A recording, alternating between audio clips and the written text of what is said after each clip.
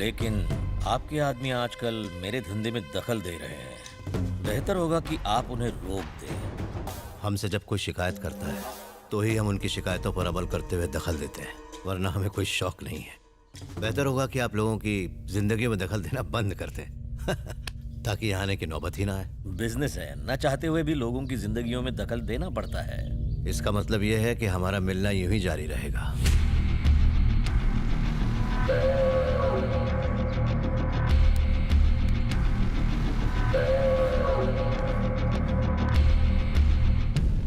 नमस्कार साहब। नमस्ते। क्या हुआ?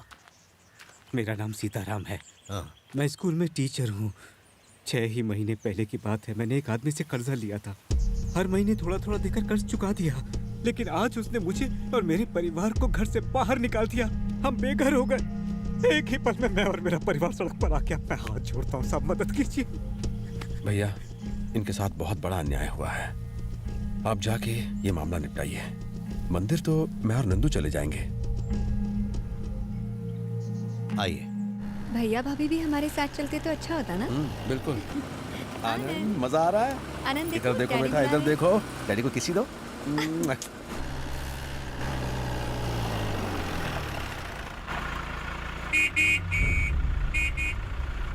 उठाओ।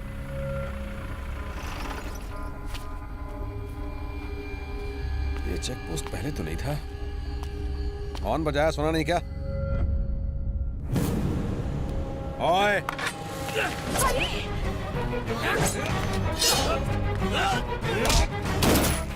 जिस बात का डर था आखिर वो ही हुआ। मुझे लग रहा था ऐसा हो सकता है, इसलिए मैंने चेतावनी भी दी थी। जरा एक बार इन्हें देखिए। हरी के साले को तो इस बात का पहले से ही डर था, पर यह सब इतनी जल्दी होगा उन्होंने सपने में भी नहीं सोचा था। उनकी तो जैसे दुनिया ही छिन गई है। अब ये वक्त आंसू बहाने का नहीं है। आपको उस बच्चे के लिए अपने रास्ते बदलने होंगे। मैं हाथ जोड़ के आपसे विनती करता हूं।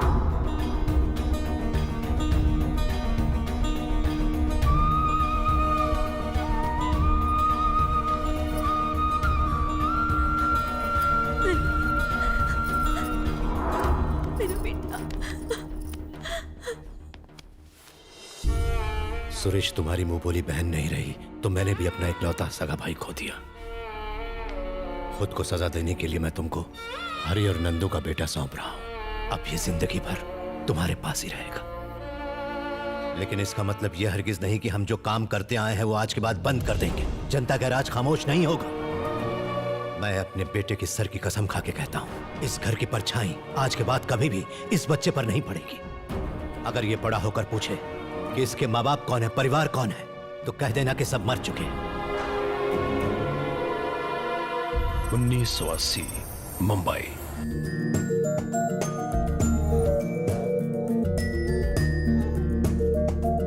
आनंद को देखने का बहुत जी कर रहा है। पता नहीं वो किस हाल में होगा।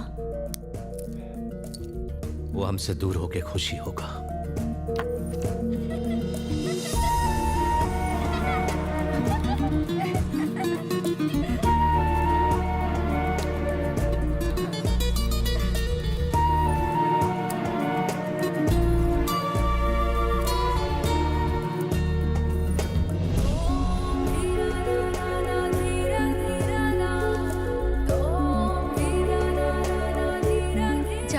के साथ जाके खेलो। मेरे पौधों को हाथ मत लगा। तुझे क्या प्रॉब्लम है? तो पीछे हट। तोड़ना गलत बात है। वो फूल चाहिए। नेचर की कदर करनी चाहिए। दिया। ये लो, पूरा खत्म करने के बाद ही खेलने जाना। मम्मी को देना। अंकल, मेरे मम्मी पापा की मौत कैसे हुई थी? एक्सीडेंट में बेटा। वो दिखते कैसे थे? मैंने उनकी फोटो तक नहीं देखी। उनकी कोई फोटो नहीं। तुम्हारी आंखें तुम्हारी मम्मी जैसी हैं और चेहरा पापा जैसा।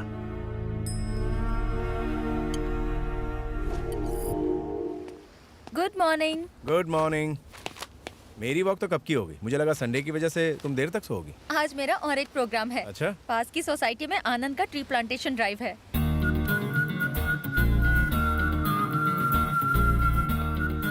आप गए नहीं? मुझे तो लगा था कि आप लोग चले गए होंगे।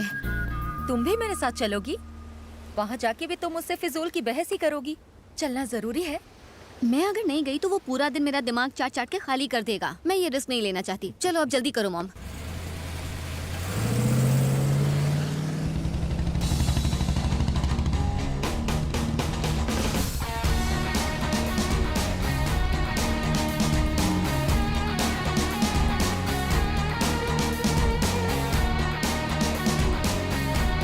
अरे पीछे हटो। Good morning. आप सब सोच रहे होंगे कि संडे को सुबह सुबह मैंने आप सबको यहाँ क्यों बुला लिया है। मैं आपको एक बड़ी प्रॉब्लम के बारे में बताने वाला हूँ। आप सब ये कॉलोनी बनने के बाद यहाँ रहने आए, लेकिन यहाँ पहले क्या हुआ करता था कोई नहीं जानता है। यहाँ बहुत ही विशाल पेड़ हुआ करते थे। उन्हें काटकर ये बिल्डिंग्स बनाई गई हैं। जो हुआ उसे ठीक नहीं कर सकते, लेकिन नए पेड़ जरूर लगा सकते हैं। Let's paint it green. And last but not the least, हम किस्मत वाले हैं जो पृथ्वी पर जन्मे हैं। पर इसका ये मतलब नहीं कि ये हमारी जागीर है। We are just tenants on this planet. So let's start. Okay, thank you. You take care of this. मैं वर्सोवा में Okay. एक और ट्री प्लांटेशन ड्राइव है, वहाँ जाता हूँ। ठीक है बेटा। Bye. Bye.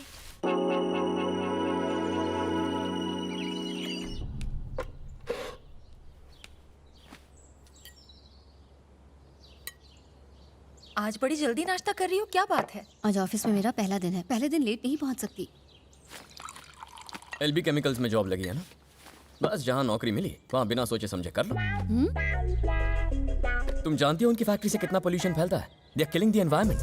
Please not again. मुझे जॉब करने दो, अपनी मर्जी से जीने दो। मैं चलती हूँ मॉम। बाय। आनंद, उसने तो जॉब ज्वाइन कर ली है। अब तुम भी अपने भविष्य के बारे में कुछ सोचो। You should start thinking about building a serious career. मेरा ऑलरेडी एक सीरियस करियर है अंकल।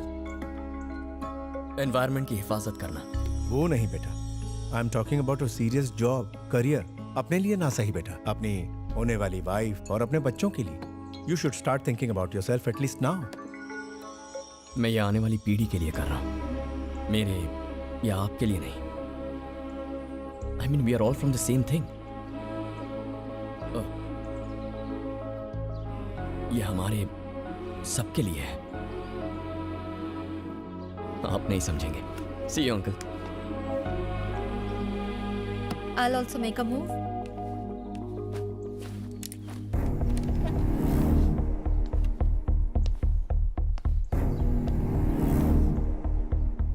इसके इस तरह बात करने पर आपको क्या महसूस होता है पिताजी? अरे वो हमेशा ऐसे ही तो बात करता है। लगता है जैसे वो उन्हीं की तरह सोचता है। किन की तरह? जनता गराज वालों की तरह। शहर का 500 एकड़ का इलाका स्लम्स ने घेर रखा है। दिखने में गंदे लगते हैं और उनकी वजह से शहर का नाम खराब होता है। स्लम्स के रीडेवलपमेंट के लिए मैंने एक प्रोजेक्ट तैयार किया है। अगर आप 500 एकड़ की वो जगह पूरी तरह से खाली करवा दें तो मैं उसमें से 250 एकड़ की जगह पर उनके लिए एक टाउनशिप बनवाऊंगा। बहुत शानदार घर, रोड्स, पार्क्स और बहुत कुछ। बाकी के 250 एकड़ को मैं कमर्शियल स्पेस की तरह डेवलप करूंगा। That's my share. इस प्रोजेक्ट में होने वाला सारा खर्चा मैं अकेले उठाने को तैयार हूं। इससे सरकार का हर तरफ नाम होगा। एक बदसूरत बस्ती को पॉश और आलीशान बनाने का श्रेय मिलेगा। ऑफ कोर्स इसमें मेरा भी फायदा होगा। सुनने में तो ये प्रोजेक्ट बहुत बढ़िया लगता है, बहुत इंटरेस्टिंग है। पर आप ऑपोजिशन पार्टीज को तो जानते हैं, राय का पहाड़ बनाकर सरकार की नीयत पर सवाल खड़ा करना उनकी आदत है। मैं जल्द ही एक ऑल पार्टी मीटिंग बुलाऊंगा और सब लोगों की राय लूंगा। ये एक नेक काम है, इसलिए मैं देखूंगा कि इसमें कोई टांग ना अड़ाए।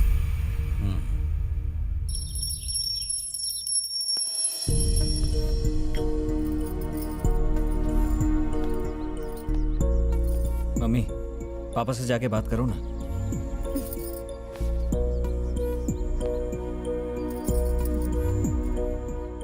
तू क्या छोटा बच्चा है राघव, जो मैं तेरी सिफारिश करूं? तू खुद ही क्यों नहीं बात कर लेता अपने पापा से?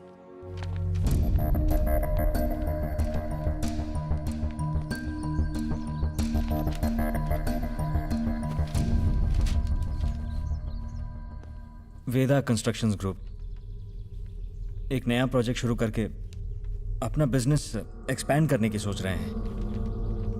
पापा, मैं उनके साथ पार्टनरशिप करना चाहता हूँ। बात करोड़ों की है, हमारी हैसियत नहीं। पापा, वो यहाँ मदद मांगने कितनी बार आए हैं, आप उनसे कहेंगे तो वो मना नहीं करेंगे। गलत। किसी की मदद करके अगर बदले में कुछ पाने की उम्मीद की जाए तो मदद नहीं, धंधा होता है। हमारी इतनी पहुंच है, बिजनेसमैन, ऑफिसर्स, पॉलिटिशियंस, हर कोई मदद मांगने आता है। हमने आज तक कभी किसी का फायदा उठाया है क्या?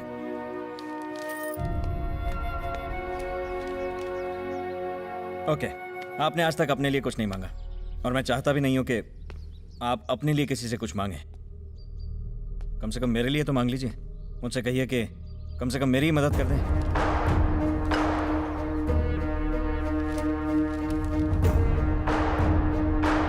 क्या कहूंगा मैं उनसे कि मेरा डिस्टिंक्शन में पास हुआ बेटा कुछ नहीं कर पा रहा है और ये चाहता है कि मैं आपके सामने भीख मांगूं। जब वो वजह पूछेंगे तो मैं क्या कहूंगा? यही कि मेरा होनहार बेटा अब करोड़ों में खेलने का सपना देख रहा है ताकि अय्याशियां कर सके। मैं ये कभी नहीं कर पाऊंगा। आरटीओ ऑफिसर आया भाई।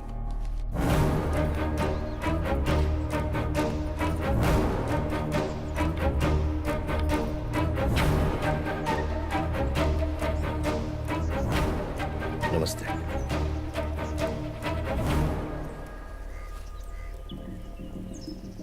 माफ कीजिएगा, हमने आपको यहां मिलने के लिए बुलाया।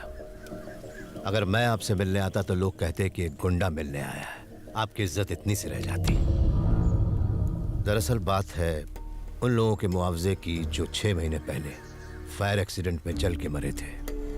हर परिवार को 2-2 लाख रुपए देने की बात हुई थी, पर आपने उन्हें 75,000 में निपटाने की कोशिश की। जब लोगों ने आवाज उठाई तो आपने उन्हें धमकाया, उन्हें पिटवाया और यहाँ तक कि उन्हें उन पैसों को भूल जाने की धमकी भी दी। वो 15 परिवार फरियाद लेकर मेरे पास आए थे। अपनों को खोने का दुख तो नहीं पता होगा। आपने जो भी किया वो गलत किया। मेरी गुजारिश है उन्हें उनके हक के पैसे दे दें। धमकाने का नया स्टाइल है। मेरे पास भी तुम जैसे सड़क छाप गुंडों की बहुत बड़ी लिस्ट है। मुझे डराने की कोशिश मत करो। तू गली मोहल्ले का गुंडा है तो मैं कॉर्पोरेट वर्ल्ड का गुंडा हूँ।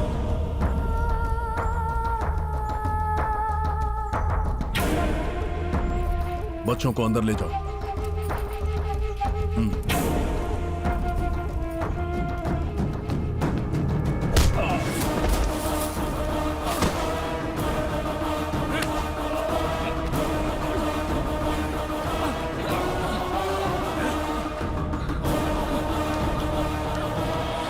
लातों के भूत कभी बातों से नहीं मानते। उन 15 परिवारों के लोग इस वक्त तेरे ऑफिस में हैं। यहाँ से सीधा ऑफिस जा। 1 घंटे के अंदर उनके हाथों में चेक होने चाहिए, वरना याद रहे जिस पॉश एरिया में तू अपना नया घर बनाने का सपना देख रहा है, रातों रात वहां तेरी कब्र खोद दूंगा। अब तू ही सोच ले कि 30 लाख रुपया देगा या अपने जान की कुर्बानी। अब जा और जरा ठंडे दिमाग से सोच ले। सिर्फ 1 घंटा है तेरे पास। चलो।